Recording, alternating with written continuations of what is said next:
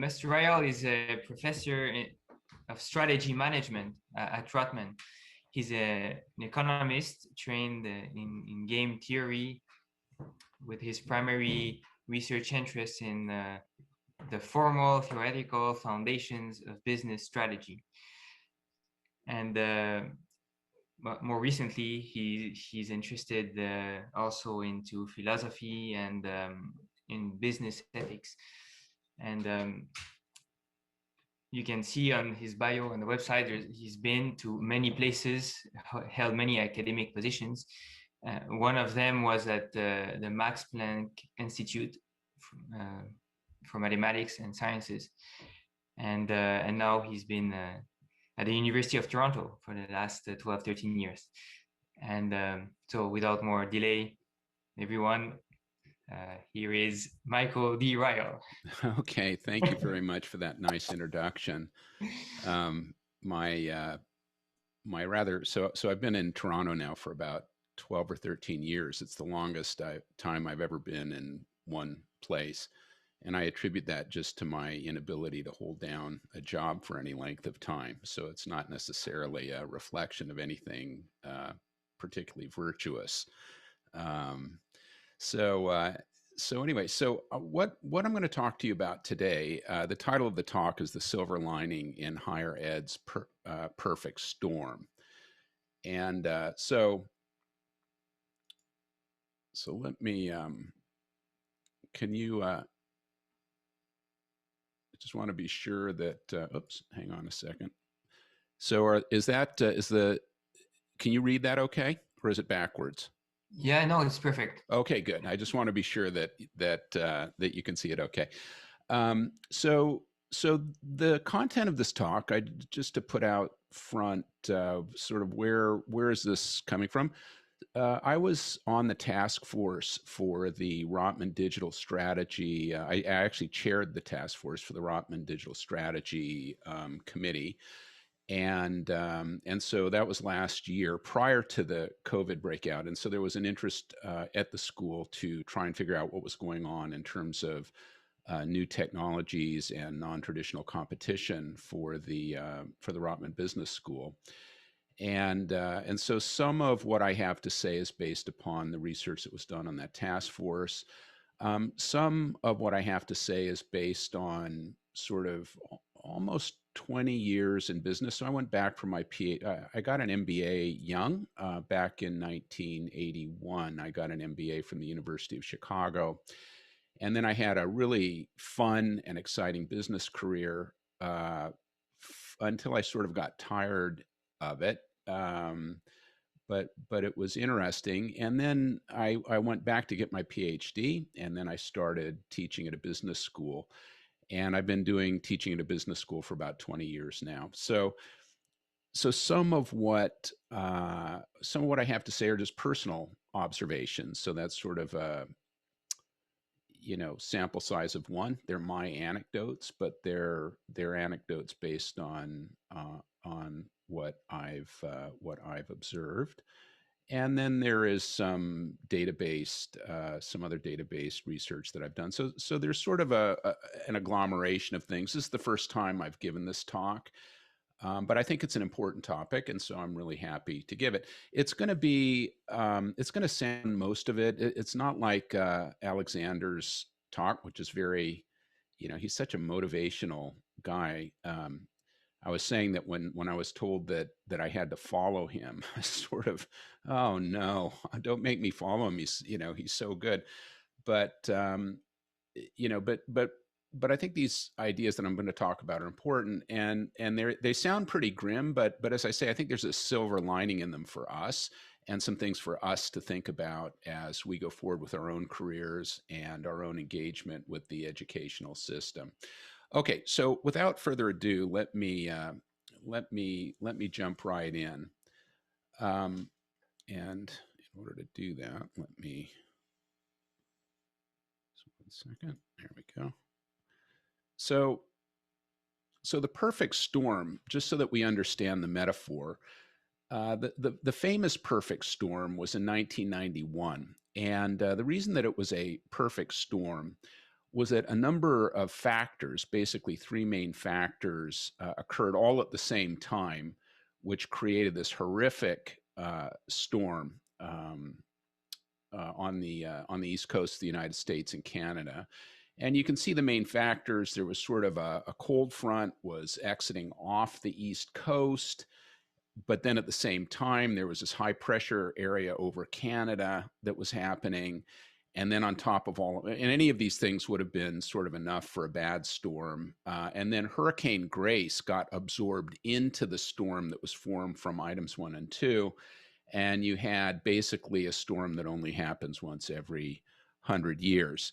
And so for a long time, this storm was unnamed, but eventually it came to be known as the perfect storm, also sometimes referred to as the Halloween storm. This is a picture of it hitting land from space. You can see it's essentially a cyclone at this point. Very nasty, very, very nasty storm. There were recordings of 100-foot waves, if you can imagine a 100-foot wave. Almost $400 million in damage to homes, and hundreds of homes just turned into matchwood, basically. Remarkably, only 13 people were killed in this storm. A lot of people got out in time to avoid getting caught in the storm and being killed. But there is this famous story of the Andrea Gale, which a movie was eventually made about this, that went out. They were communicating with the shore, and then it just disappeared. It's to my knowledge never been recovered.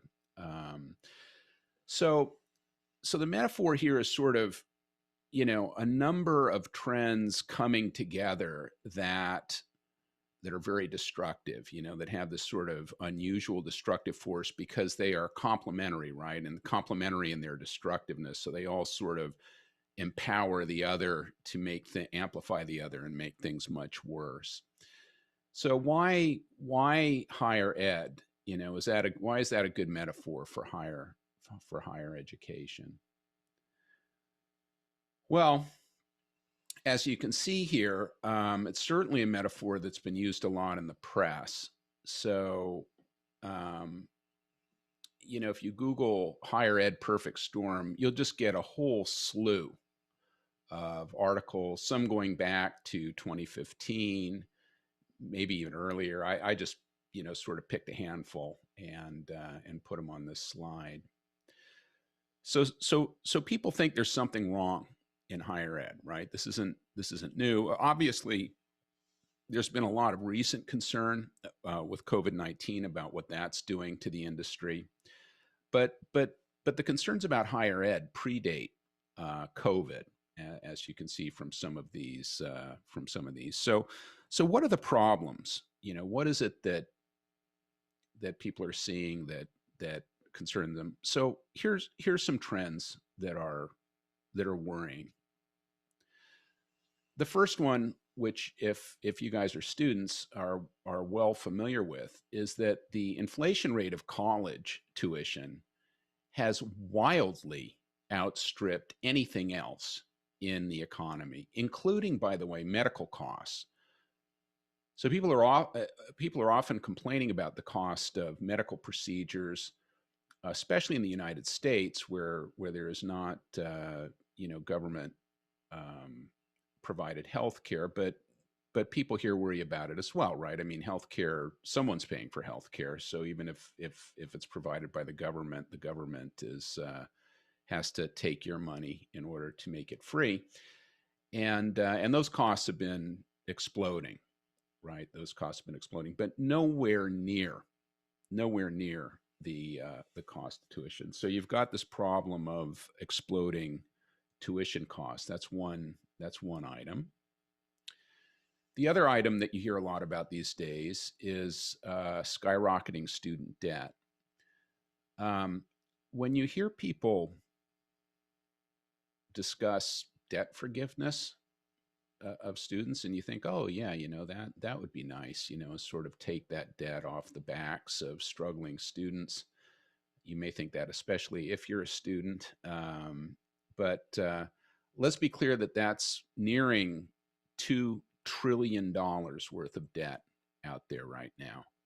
This is not, forgiving a few student loans. This is a massive amount of debt. And in fact, it's more debt than credit card debt and auto loan debt combined. So this is a enormous amount of debt. And it's all on the shoulders of young people who are trying to get their career started, right? And as you might expect, as that debt skyrockets, repayment of student loans has risen to the top of the delinquency chart in terms of categories. So it isn't the case. So you might say, well, look, there's no problem. Of course, there's lots of student loans. People are going to college, they're getting an education, they're taking their loans, but that's no problem. They're getting good jobs and paying those loans back, and it's all good. But this suggests that there are problems, that people are taking on more debt than they can repay, and that suggests that that the return on education may not be so great, right? That there are problems where people are taking on too much debt, getting out of college, and then the job prospects aren't there to allow them to repay it. And even on a more personal level, if you look at, saying, well, how is this affecting individuals? In a recent survey, the percentage of people who have a student loan and can't afford a $400 emergency, in other words, they don't have $400 handy in the event that they needed it suddenly for something, is 41% of that population. So the student loan problem is, the skyrocketing level of outstanding student loans. Again, you could say, well, that's not a problem if people are repaying them and getting good jobs, and and these investments in their human capital is paying off. But when you're seeing that people can't repay their loans, they're living hand to mouth, they can't set aside a few $100s for an emergency, it suggests that there is a serious problem here. And not surprising, these problems are associated with increasing trends in mental health problems. This is a graph of first-time freshmen who felt overwhelmed or depressed. So within their own freshman year, it's not like they're getting depressed towards the end of this ordeal when they're juniors or seniors, right? It's like in my first year. The yellow bars are depression, and you can see depression is the percentage of students has more than doubled in percentage terms. And by the way, the number of people who are students has increased over this period. So in terms of a total number of depressed young people running around, this has increased a lot. And so, and if you were staring in the face of the charts that I just put before this one, you would have good reason to be depressed, as the truth starts to dawn.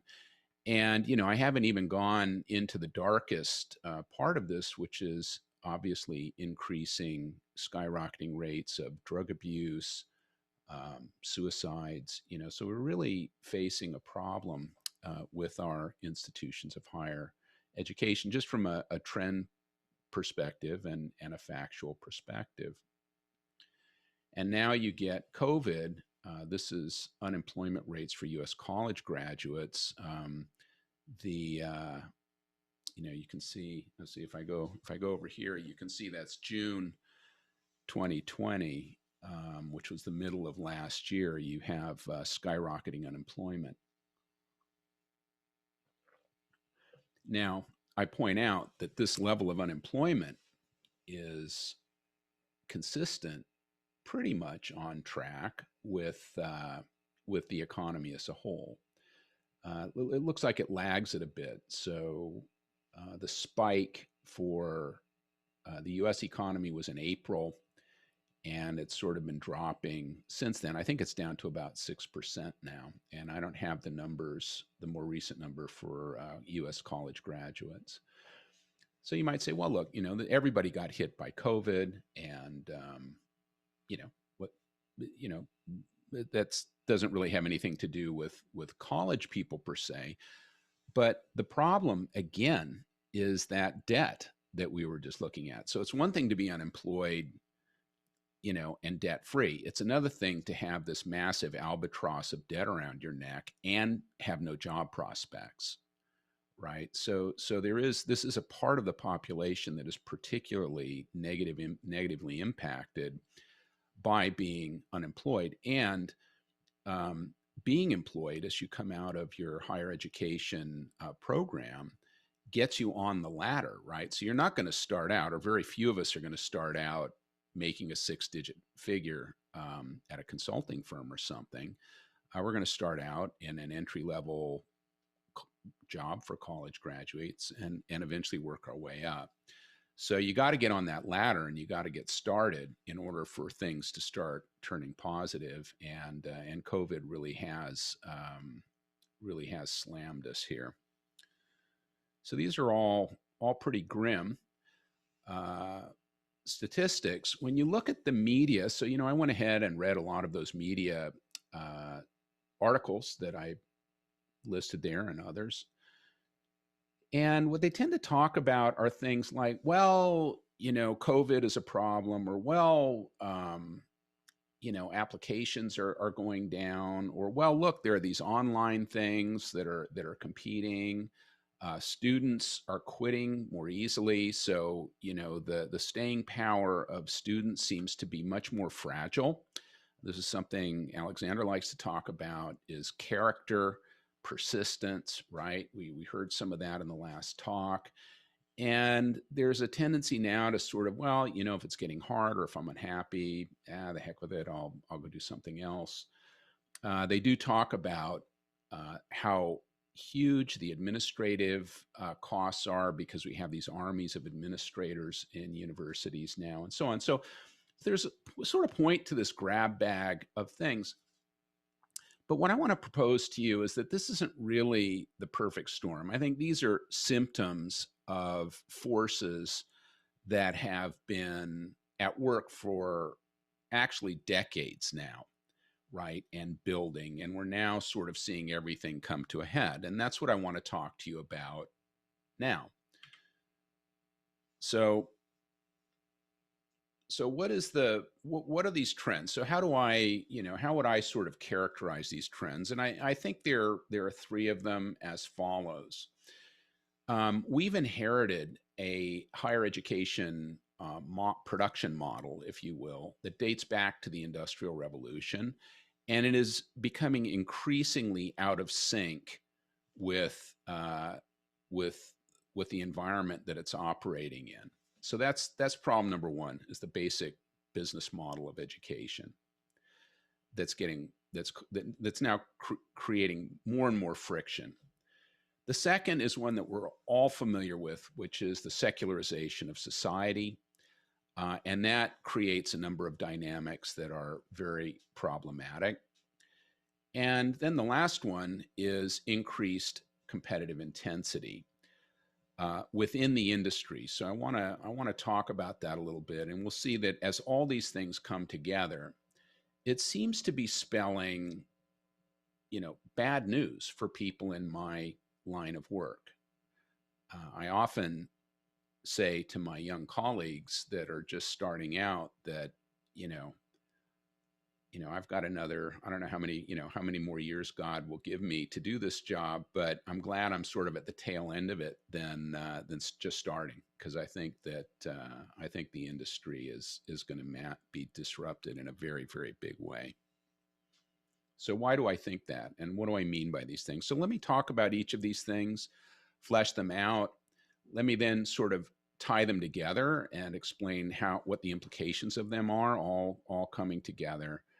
And then in this very grim picture for higher education, let me end on the silver lining part, okay? So the higher education model, remember, higher education's been around for a long time. In fact, Catholics invented it. The University of Bologna started in 1088. Um, and really, through the mid 19th century, university was sort of a stage of life for wealthy men. So it was two things. It was a stage of life for wealthy men, and it was something that priests did, right? So you had, priests sort of got their educations, and wealthy men, went to college and had sort of a life experience there. But they did not see it. The people who are going to college did not see it as a means to an end in terms of something that they would do to uh, solidify their careers. It was more of a pastime for young, holding ground for young men, or a finishing school for young men. But then during the Civil War, the US Civil War, so around 1862, a little bit earlier, and then 1850s, remember the Industrial Revolution is happening, right? So this is really changing the way people think about producing things. And the Germans sort of designed this mass production of education system. So they're starting to think, well, this, what we're learning in the Industrial Revolution, we could apply to education, and we can make education factories, right? And what does that require? Well, it requires specialized factors of production, which we have. So we have these professors who are experts in chemistry or philosophy or literature or something, and so we can bring them together and sort of put people through this assembly line where they get these treatments by these different in these different areas, and they become more knowledgeable. And of course, we'll do this in these brick and mortar facilities because that would be efficient. We'll have the students come to us, they'll live on campus, and we will, have this sort of what was then a relatively efficient form of producing education. The other thing that we don't want to miss is that, and so this was being argued about. So this is something that was argued about in the United States. Well, really, should we do this? So the idea is, well, why do you do this in the United States? And the advocates are saying, no, look, we need to educate farmers. We need to educate machinists. We need, it shouldn't just be lawyers that go to university. Everybody should go to university. All these professionals, they should learn, the scientific ways of pursuing their trades or their vocations, their work, and get those skills. And this is going to be good. And moreover, it's going to create good citizens, right? Because they're going to learn things. We'll also teach them philosophy. Remember, back here, you're getting a classic education as well as an education in the scientific areas. And so this is going to be good. And so this sort of went around for a while. And then Abraham Lincoln signed the Morrill Act in 1862 into law. And this was the Land Grant College Act. So this was a major shift in education. It gave universities like MIT, all the land grant universities were created by this act. The point here is government subsidizing, what they thought was going to be a good thing, and I'm sure actually it was a good thing when this was done. The problem with government is that it's always, well, if it was a good thing, then then more of it will be an even more of a good thing, right? And that's what we see now. So the model, what's important to realize is the model has not changed, right? Which is the school as a factory, as an education factory. Moreover, what's not changed is government subsidies. So part of the reason that there's almost $2 trillion in student loan debt is because the government, after World War II, passed the US government passed the GI Bill. In the 1970s, Pell Grants really took off, making loan guarantees took off. And so what this enabled for the consumers of education, the people that wanted to go to school, what it enabled them to do was start loading up on debt, right? Subsidized debt. And so that we can see now we're at a point where maybe that wasn't such a good idea, because what ended up happening is that the freely available debt, right, is a subsidy, and anytime you subsidize something, you get more demand for it. Obviously, the vets at the end of the Second World War flooded into universities. And then right behind them, there was the baby boomers. That was a baby boom. So you had a huge number of people, sort of flooding into the market for college education. And what ends up happening in the 1960s and beyond is that American universities start expanding capacity like crazy. All right. And this building spree continues from mid last century all the way up until fairly recently. I'd say in the last decade, it slowed down. But there was so much money that everybody was building capacity. So just to give you an example, when I came here 12 years ago, I think I arrived 12 years ago, we had an MBA class of 200 entering MBA students per year. And the plan was to build a new facility and bump that number up to over 300. So sort of going from 210 to the plan was to go all the way up to 350, I believe, students. So 5 or 6 sections. We have 70 students in a section. So going from about 3 sections to 5 sections, I think, was the plan. We built a shiny new building for them. And this was being done throughout the industry. Everybody was expanding capacity like maniacs. Now, one of the things that is absolutely critical to understand about what's going on is that we are a high fixed cost, low marginal cost business, right? A little bit like trains and airlines. Okay, so if I'm flying, if I'm Canada Air and I'm flying from Toronto to San Francisco, and I have an empty seat on that plane, what does it cost me to put a passenger on it? Now, basically nothing. If I'm going to fly the plane anyway, that seat is cost me nothing. So if someone came up to me at the last minute and said, "Hey," and I'm running the airplane, and they say, "Hey, I'll pay you $1 if you let me sit on there and fly," and they're the only people around, I might as well let them do it, because I'm $1 richer than I would be otherwise, right? When I remove one passenger, I don't save any money on the plane. Well, education is just like that. So think about it. I walk into a class and I am teaching, if I'm teaching a first year class, like first year strategy, which I do, I'm looking at 70 students in a classroom. And if for some reason one of the students says, I this isn't what I thought, I'm quitting, or maybe there's a family emergency, I have to drop out of the program, whatever the reason, for some reason, one student leaves the class. What cost does the school get to save? I mean, I think the answer is zero. That seat is still there. I'm still there. The room is still there. The electricity still has to be run. Everything is pretty much the same. What that means, though, if you flip it around to the other way of thinking about it, is that if a student comes up and goes, "Hey, I see you've got an empty seat there. How about if I pay you $50 to sit in and listen?" Well, there's no cost. There's no cost deterrent to that. I go, well, it would literally cost us nothing to offer that student to allow them to sit there.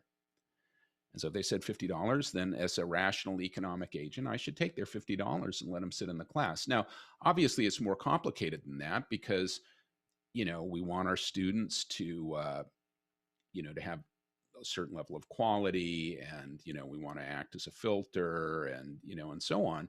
But just the pure economics of the thing, when you've got high fixed costs and zero marginal costs, you have a huge incentive, and this is the point, to fill capacity, a huge incentive to fill capacity. This is why up until fairly recently, when airlines got very good at managing their capacity, it used to be that you would see massive price wars in the airline industry. So what would happen is the industry would get capacity constrained, revenues would start going up, they could charge more for tickets, then they would expand capacity by a bunch of new jets, then they'd be flying these jets that were half empty.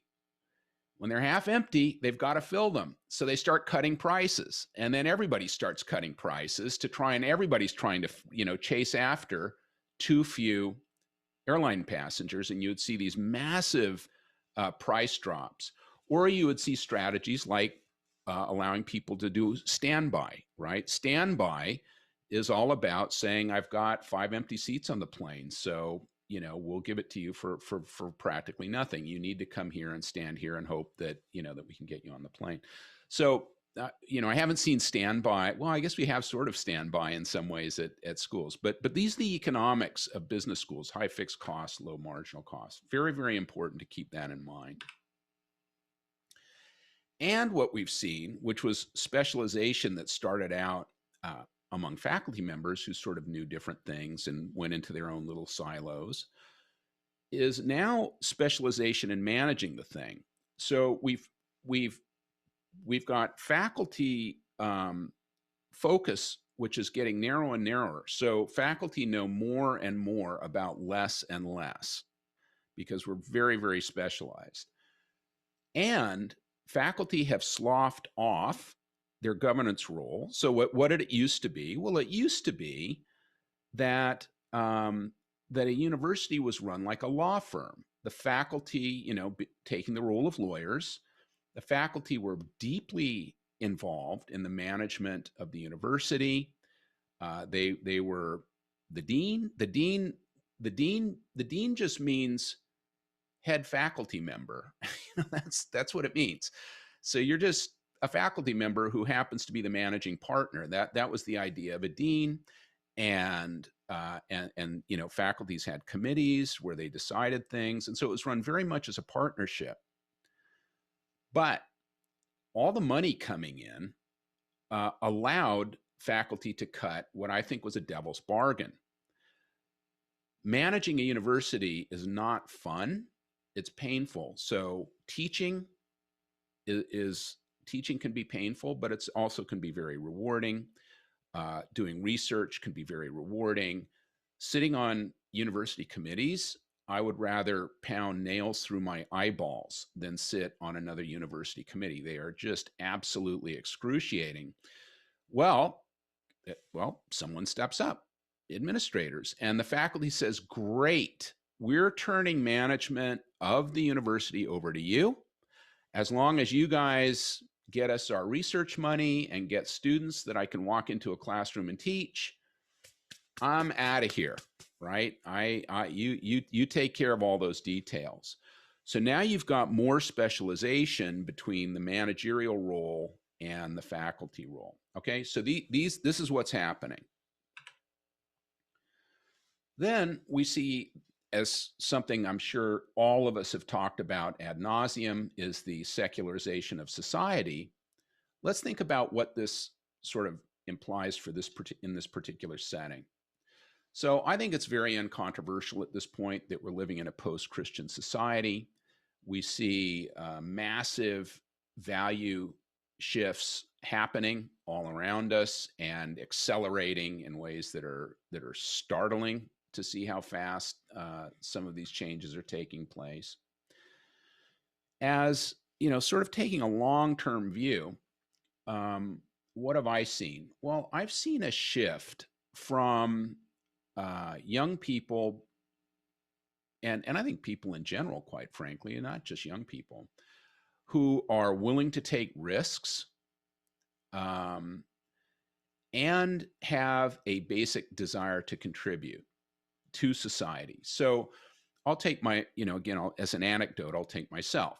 I was brought up in a non-religious family. So I actually converted to Catholicism about 8 years ago. So I'm a relatively recent convert from exactly this category of mentality that I'm talking about right now. But when I was a young person, society was still living very much on the fumes of Judeo-Christian culture, right? So although my parents had no religious affiliation and imposed no religious affiliation on me, it was very clear that one is expected to live a life of honor, integrity, hard work, these virtues to develop good character. And ultimately, the goal is somehow to contribute, make some contribution, make your mark, make some contribution to society. So that's drafting, or sort of drafting in the backwash of Judeo-Christian culture. But now, and I've been teaching, as I say, for 20 years, I see a shift from willingness to take risk to extreme risk aversion, and to a very materialistic orientation. Now, this doesn't apply to everybody, obviously, but I'm saying there is a segment of society that this is true of, and that segment is increasing, and it's starting to become dominant and make itself felt.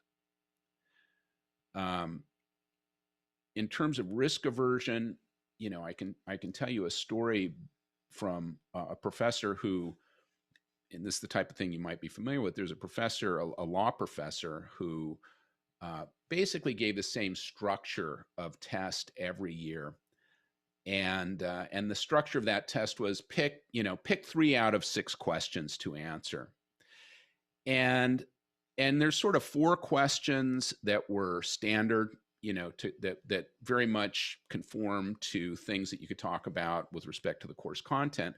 Then a couple of sort of, get out there and imagine something different. A question like, imagine that you're on a interstellar, multi-year interstellar transport that's going to go colonize a new galaxy, and you're going to be on this thing for 20 years. What would the law, what legal system would look good, right? So very speculative, right? And over 20 years, he said that, you'd go from about 40% of students picking one of those more speculative questions to almost none now. And his perception was that, there's just a mentality of high risk aversion. And I've noticed sort of the same thing, maybe not quite in such a stark example as that, but I've definitely noticed the same kind of thing. And what's happening then is that higher education, the perspective, or how we think about higher education, because this is something that's embedded in society, is also evolving. So as I said, pre-industrial revolution, finishing school for gentlemen. Industrial revolution, let's turn these things into factories that produce good citizens and productive citizens. Mid-20th century, people are looking at it as a human capital investment. That was certainly how my cohort thought about it. We're going to get into, we're going to get into college. We're going to invest in our human capital, and that investment is going to pay off for a lifetime, right? I'm going to have to do a lot of things that aren't pleasant. Learning isn't pleasant, but I'm going to eventually, gain the knowledge and the skills that I need to put to work in my vocation. To a view much more prevalent now, that I'm getting a certificate that is my ticket into the managerial class.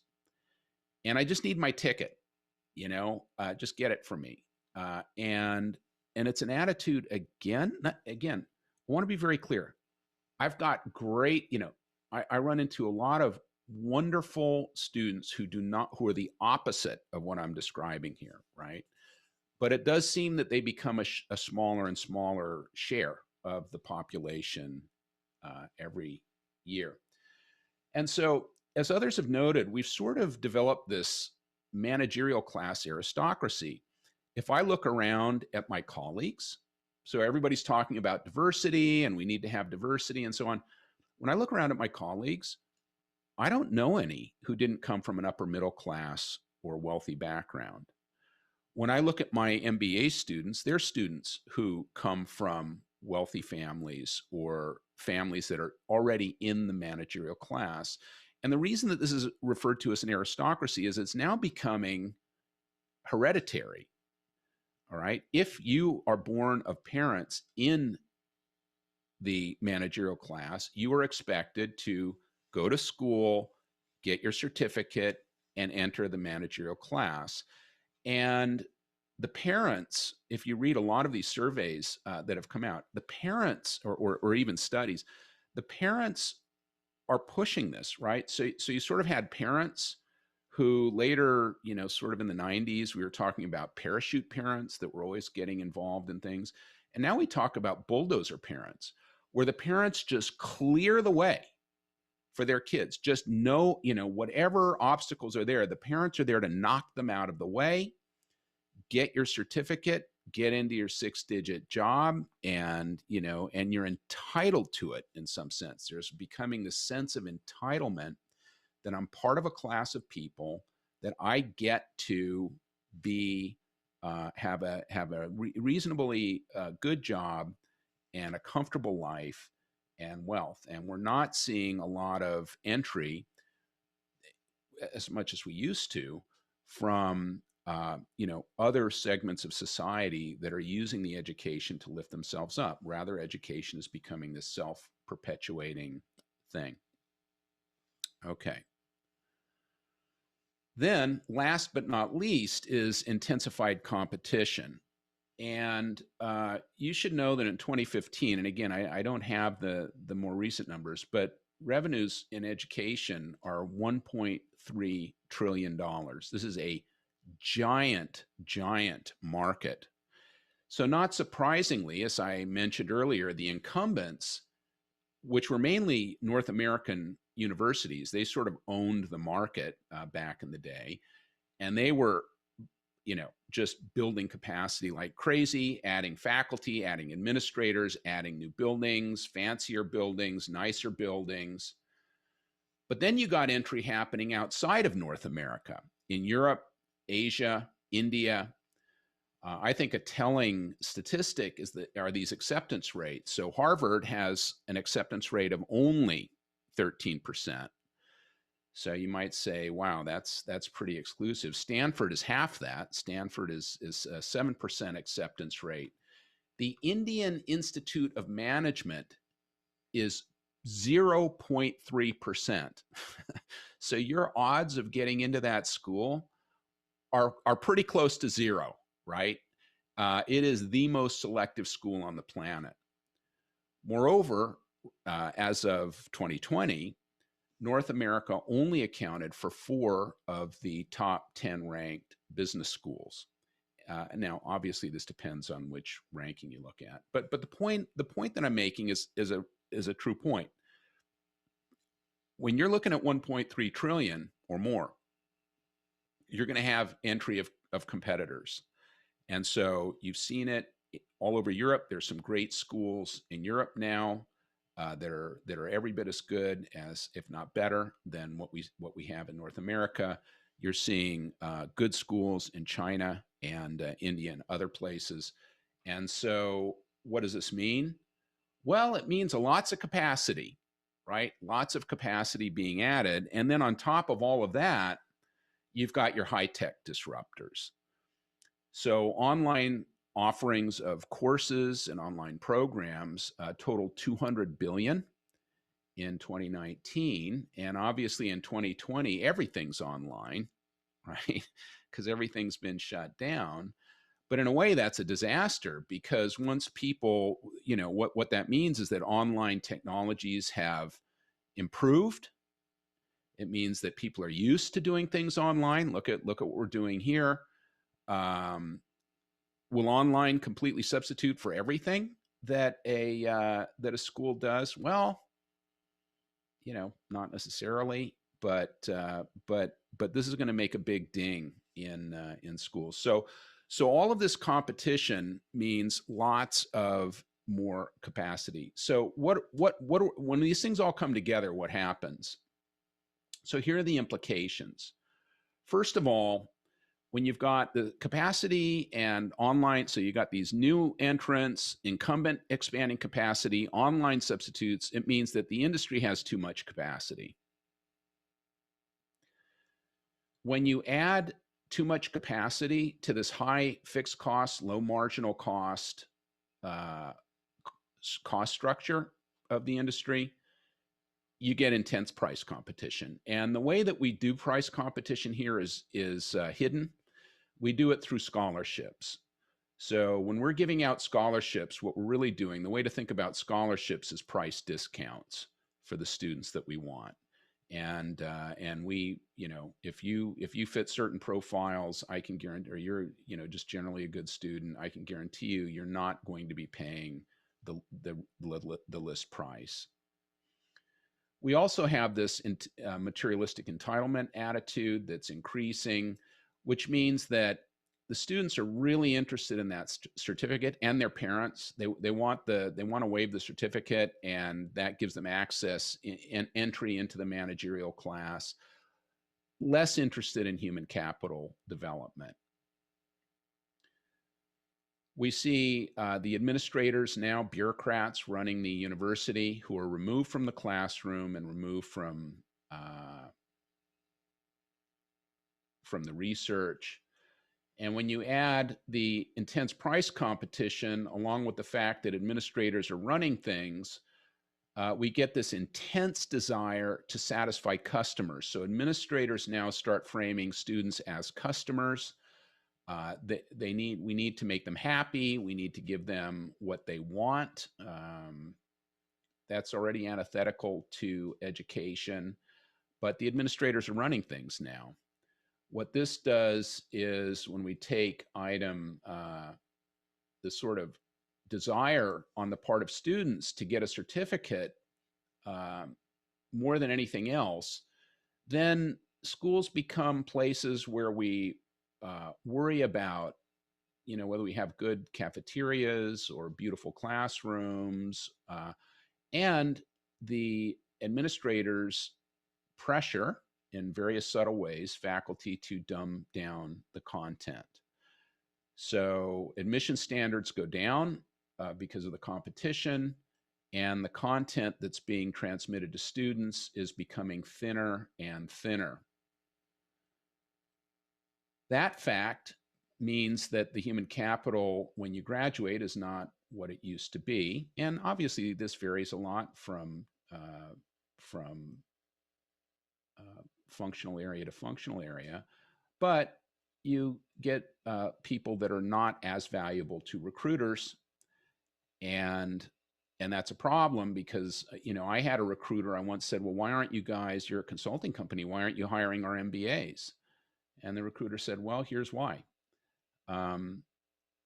If I come and, if I want someone that can't work in a group, doesn't really know much of anything particularly useful, has no experience in my industry, has unrealistic expectations of promotion and salary, then I'll come hire at your school.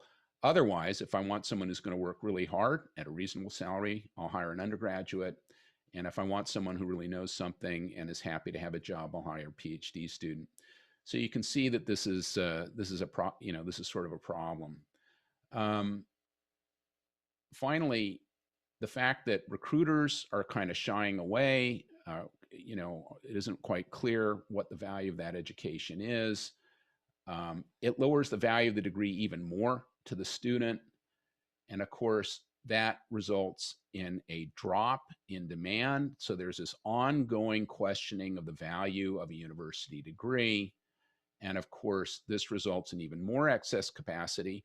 Why? What's the problem with the capacity? Again, when I say fixed costs, I mean fixed costs. So you can't fire faculty, they're tenured, and now all these administrators are union members. You can't fire them either.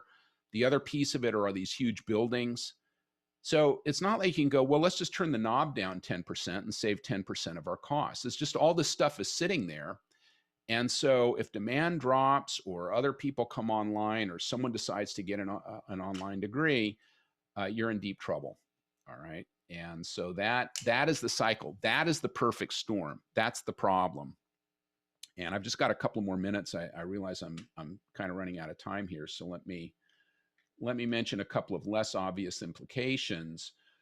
One is that the administrators, because nothing really changes, administrators are not tied to performance.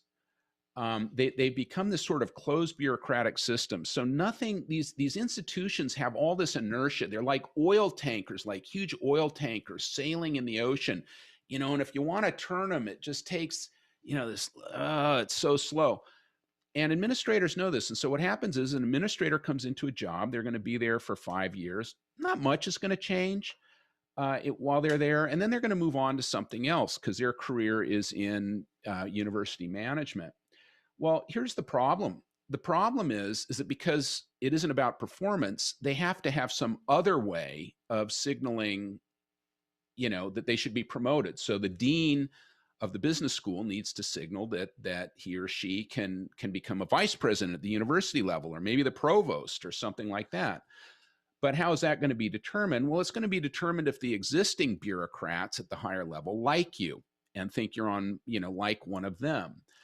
And what this has done is created this woke policy competition as bureaucrats compete to signal their virtue, right? So even at the Rotman School now, we've got all of these policies of, we're gonna start teaching, every class is gonna have sustainability and diversity, and we'll teach how bad capitalism is and all this stuff. All of that stuff is going to push out things that people need to know, like finance and marketing, what we were teaching before, that's going to get pushed out. Why is that happening? Nobody likes it. So in survey after survey, there's some core group of people who love all this woke stuff and critical race theory and so on. But the huge majority can't stand this stuff. Professors don't like it. Students don't like it. It doesn't matter whether you're black or woman or whatever. Nobody likes this stuff. It's a pain. People just want to learn what they're here to learn, but it happens anyway. And why does it happen anyway? It's because the dean wants the higher ups to know that he's one of them. And so the way you do it today is by implementing these crazy policies that are toxic, set people against each other, squeeze out important material that people would have learned. And there's really nothing anybody can do about it, because at the end of the day, those are the people that get promoted and get raises, at least in the short run. But the other thing, and this is where we're drawing this to an end, is look, none of this was ever going to work anyway. And we all know this. Human flourishing is not about gaining material success. Obviously, more material things are preferred to less. I'm an economist. I know that living in a nicer house is better than living in a lousier house. But at the end of the day, that is not where our happiness lies. And as Catholics, we know that it's even more than that, right? It's even more than that. It's about aligning yourself with God and doing God's work. And that is where the deep, deep satisfaction is going to come. We know that human beings are built to search for transcendence, to connect with something outside themselves. We know that true freedom comes from having a virtuous character. It doesn't come from having an unlimited, menu of things that you're allowed to do. It comes from a larger menu of things that you are qualified to do, and that comes through self-discipline. And so what ends up happening is nobody's paying any attention to that, and the privileged managerial class is getting bored and jaded. And again, you see this in depression, skyrocketing depression rates, skyrocketing substance abuse rates, and skyrocketing suicide rates. People are not happy with the status quo.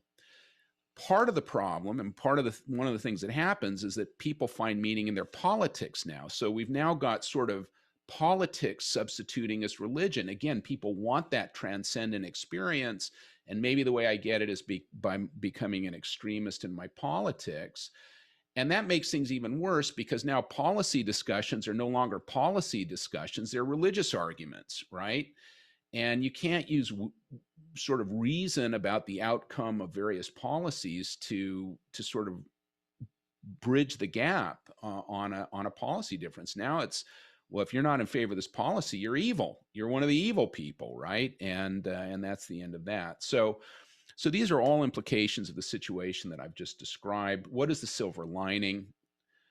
Well, as Herbert Stein said, at the end of the day, something that can't go on forever won't. And I think that education right now, it's expensive, it's unaccountable, it's failing in its mission, and it's toxifying society, all bad stuff. But I think the system is going to collapse. This, whether it's this year or in the next decade, the system can't go on the way it is. It's just completely out of sync with everything. And one of the things that we see, for example, when I was on the task force, is the popularity of micro degrees. So, for example, rather than spending $100,000, losing 2 years of work, and sitting through a lot of stuff at the Rotman School, you can instead, in your free time, while you're working, take a selection of 5 courses at MIT. And at MIT, you might take 5 courses in finance if you're a finance person, or marketing if you're a marketing person, et cetera. So they have these mini micro degrees. If you succeed and do really well above a specific benchmark, you are guaranteed entry into the MIT MBA program. So it's a way of screening people to come into the MBA program. So that's a good idea. But here's what's actually happening. What's actually happening is that people get the degree, get the certification, and stop. They wanted the certification, and they can put that on their resume, and that resume identifies them as someone who is promotable. And so what you're seeing, what you're seeing is a sort of mix and match, breaking the thing down, disintegrating higher education into something that's more of a gig economy kind of a thing, something that's much more compartmentalized components, and people going for those things. That strikes me as solving a lot of problems. It's not necessarily, you may meet with people in real life. So there are these synthesized programs where there's some online stuff and some meeting of people for real. And, we're groping our way toward the thing that I think is ultimately going to largely replace what universities do. If the university and the technology can also help us efficiently deal with smaller groups, so instead of teaching a freshman econ class that has 300 students in it, if there's a way of, in a room, or an online thing where I've got 10,000 students or something, if there's a way to use the technology to get that student teaching mentor relationship happening, I think you'll see an awful lot of good stuff happening. And so where I end on the silver lining is that this is a huge opportunity for us. The problems that we have with higher education, and they are massive and terrible and bad, go away when higher education in its present form collapses. Humans are built for transcendence, values anchored formation, which is what this group is about, is thinking, realizing that education is in a large part should be about formation. And not necessarily religious formation, just formation about what it means to be a good human, to live a fulfilled life, to flourish in society. That is absolutely critical. And I believe that we're going to have new institutions of higher character. And that goes to what Alex was saying earlier, where we care about character and wisdom, and the institutions are explicitly designed to develop those aspects. Why? Because we know that's what makes people happy, right? We know that. And so we will win if we develop institutions that are aimed in that direction. So we need to equip people to be happy. We need to train them. Being happy means contributing to society, and of course, aligning yourself with God ultimately, and worshiping God.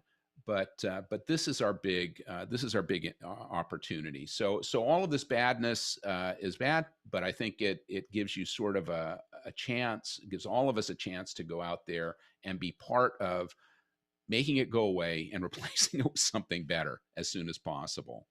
So begin the Renaissance. And I did go over. I apologize for that, but like I said, it was my first time with this talk, so my timing was a little off. Anyway, thank you very much. Wow, this is very interesting. Thank you. Shout out to Earnscliffe. Hey, Earnscliffe. Yeah. So, okay, maybe we can take a few questions, even though we've passed the hour, just maybe a few questions, and then we'll go for lunch. Okay, great. So again, if anybody has a question, just unmute and go ahead.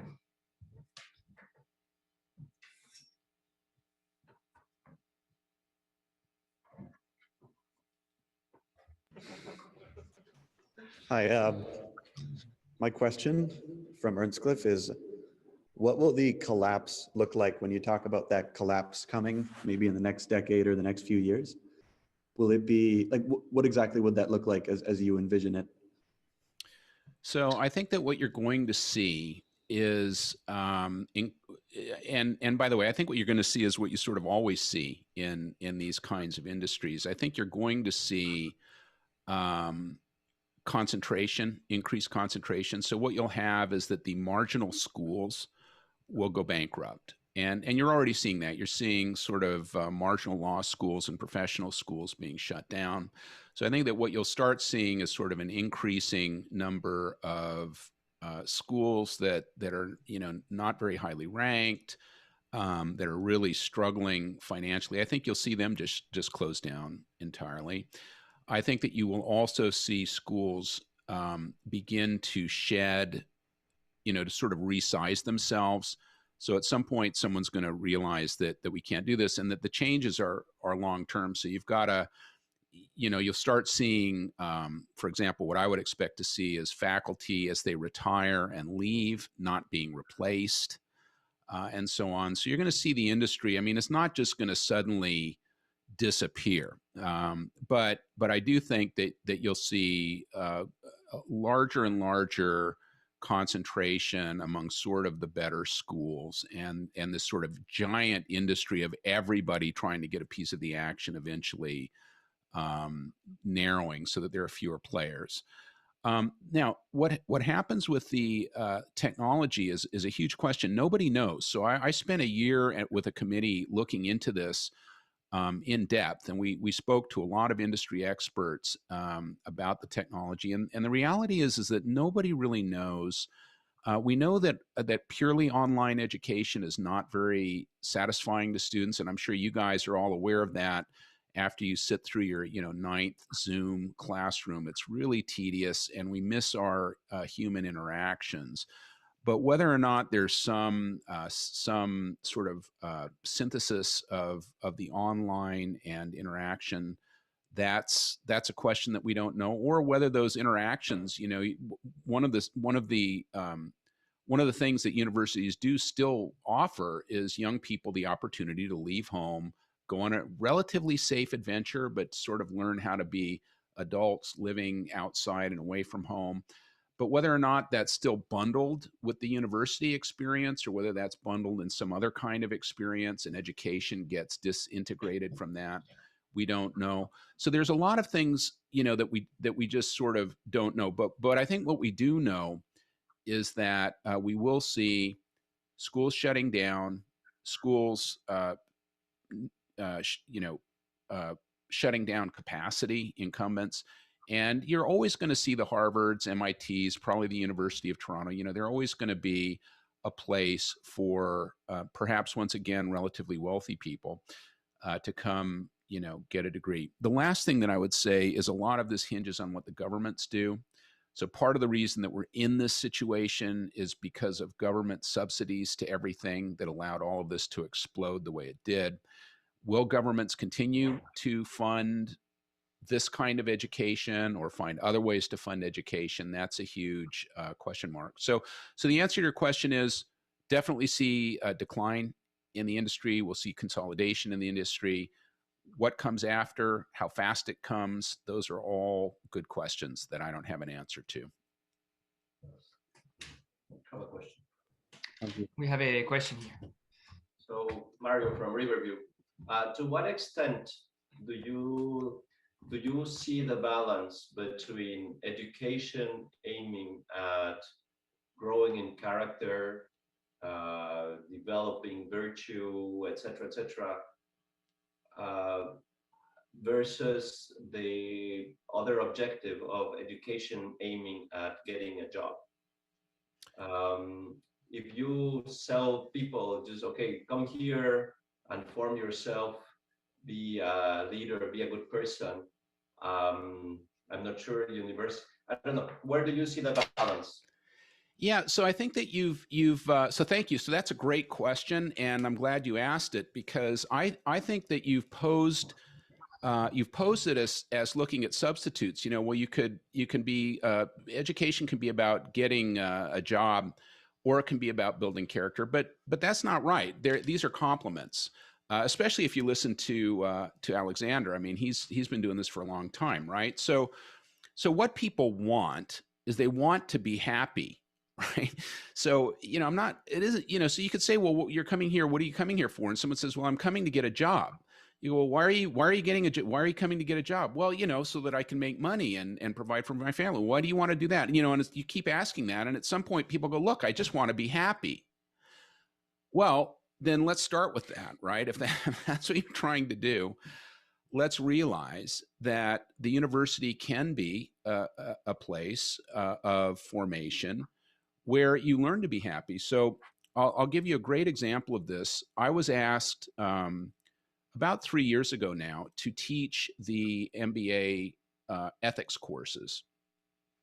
Prior to me, the ethics courses had been taught by a lawyer, and the content of the ethics course was basically how to stay out of jail, right? So ethics just means staying out of jail, right? That's what we were teaching, and then you're good to go. And so I came in, and I'd been studying Aristotle and so forth, and they said, well, look, we'd like to amp up the intellectual aspect of our ethics course a little bit, so maybe would you do it?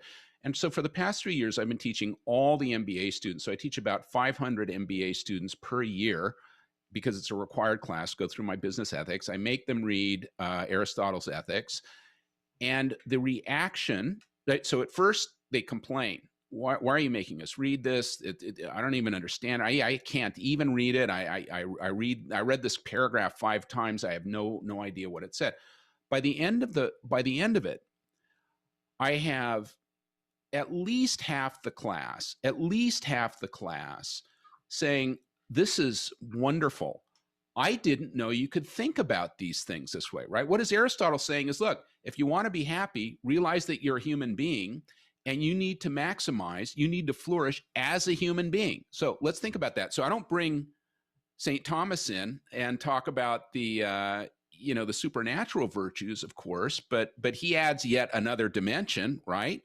But just at the level of flourish as a human being, it requires you to build character, man. That means doing your job excellently. It means loving other people. It means willing their good for their sake. It means getting in the habit of those things. The students love it, right? So I don't see and then if you think, well, gee, if I were hiring people, would I like to hire people with those qualities? I would say, yeah, absolutely. I would hire 1 million people if I could that were really focused on having that character. And then you've got a virtuous cycle, right? You've got people working on their good character. They make great employees. They make the world a better place. They flourish as a result of that, which makes them deeply happy. So I see it as sort of the way that we have to go. I do agree that there may be skeptics, maybe a lot of skeptics at first, But I think if someone gets out there and starts doing it and proves the model, then we're good, right? Once you show that it works, everybody wants to adopt. So it's a long answer, but that's a really important one that I've been giving a lot of thought to. Thank you. Thank you.